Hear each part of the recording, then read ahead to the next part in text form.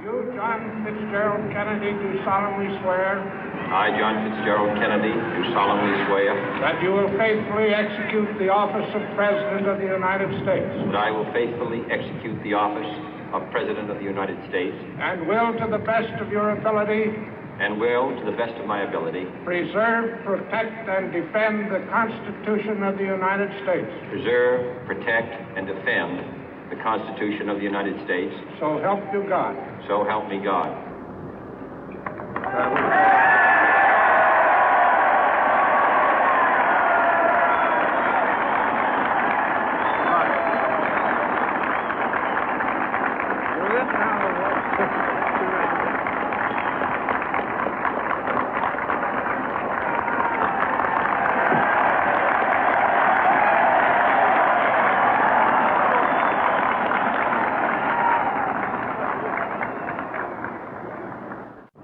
Vice President Johnson, Mr. Speaker, Mr. Chief Justice, President Eisenhower, Vice President Nixon, President Truman, Reverend clergy, fellow citizens.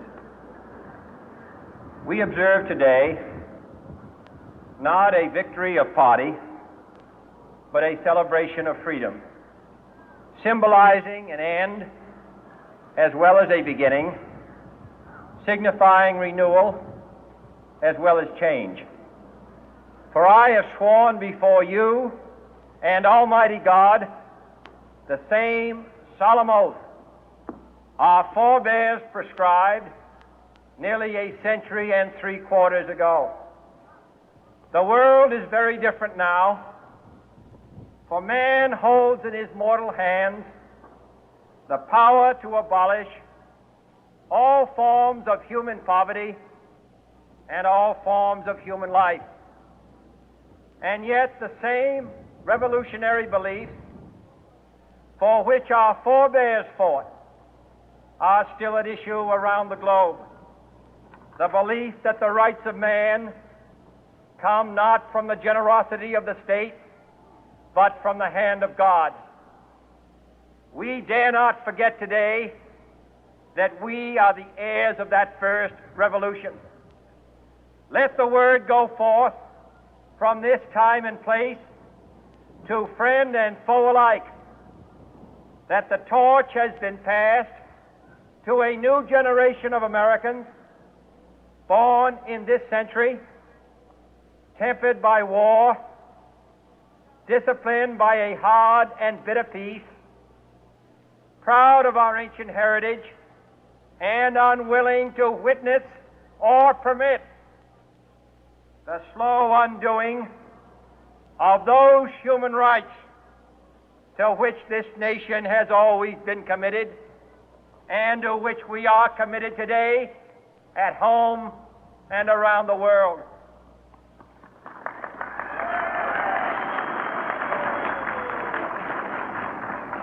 Let every nation know, whether it wishes us well or ill, that we shall pay any price, bear any burden, meet any hardship, support any friend, oppose any foe to assure the survival and the success of liberty.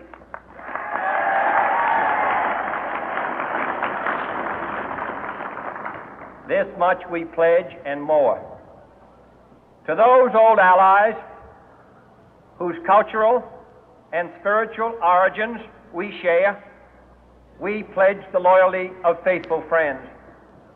United, there is little we cannot do in a host of cooperative ventures. Divided, there is little we can do, for we dare not meet a powerful challenge at odds and split asunder. To those new states whom we welcome to the ranks of the free, we pledge our word that one form of colonial control shall not have passed away, merely to be replaced by a far more iron tyranny. We shall not always expect to find them supporting our view, but we shall always hope to find them strongly supporting their own freedom, and to remember that in the past, those who foolishly sought power by riding the back of the tiger ended up inside.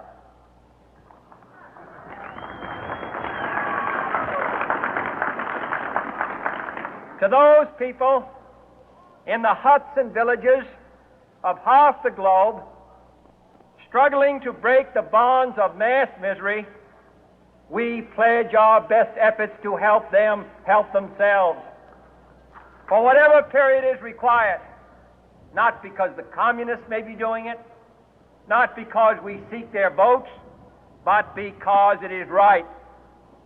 If a free society cannot help the many who are poor, it cannot save the few who are rich.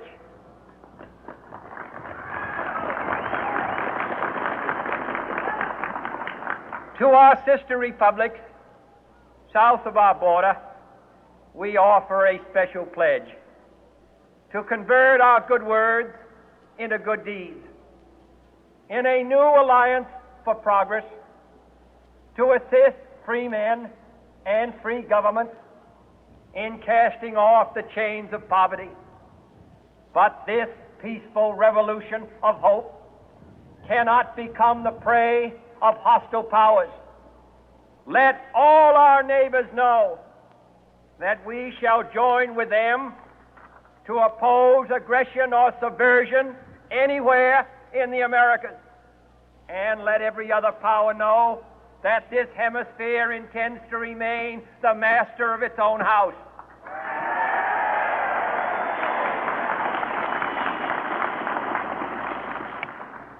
To that World Assembly of Sovereign States, the United Nations, our last best hope, in an age where the instruments of war have far outpaced the instruments of peace, we renew our pledge of support to prevent it from becoming merely a forum for invective, to strengthen its shield of the new and the weak, and to enlarge the area in which its writ may run.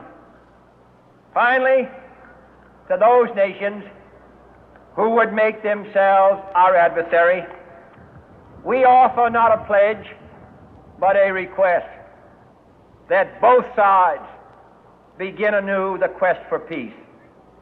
Before the dark powers of destruction, unleashed by science, engulf all humanity in planned or accidental self-destruction, we dare not tempt them with weakness, for only when our arms are sufficient beyond doubt can we be certain beyond doubt that they will never be employed. But neither can two great and powerful groups of nations take comfort from our present course, both sides overburdened by the cost of modern weapons, both rightly alarmed by the steady spread of the deadly atom, yet both racing to alter that uncertain balance of terror that stays the hand of mankind's final war.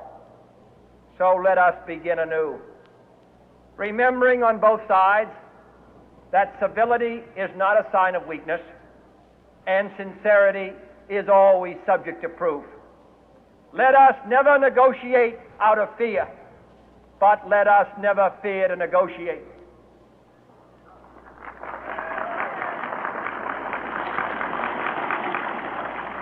Let both sides explore what problems unite us, instead of belaboring those problems which divide us.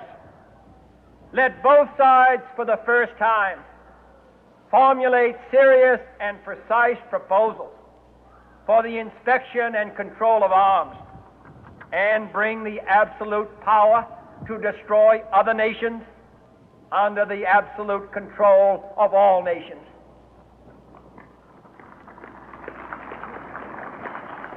Let both sides seek to invoke the wonders of science instead of its terrors. Together, let us explore the stars, conquer the deserts, eradicate disease, tap the ocean depth, and encourage the arts and commerce. Let both sides unite to heed in all corners of the earth the command of Isaiah to undo the heavy burden and let the oppressed go free. And if a beachhead of cooperation may push back the jungle of suspicion, let both sides join in creating a new endeavor, not a new balance of power, but a new world of law, where the strong are just and the weak secure and the peace preserved. All this will not be finished in the first 100 days, nor will it be finished in the first 1,000 days, nor in the life of this administration, nor even perhaps in our lifetime on this planet. But let us begin.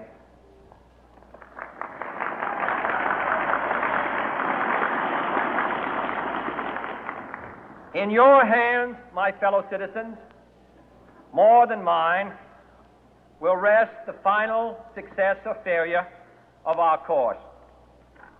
Since this country was founded, each generation of Americans has been summoned to give testimony to its national loyalty.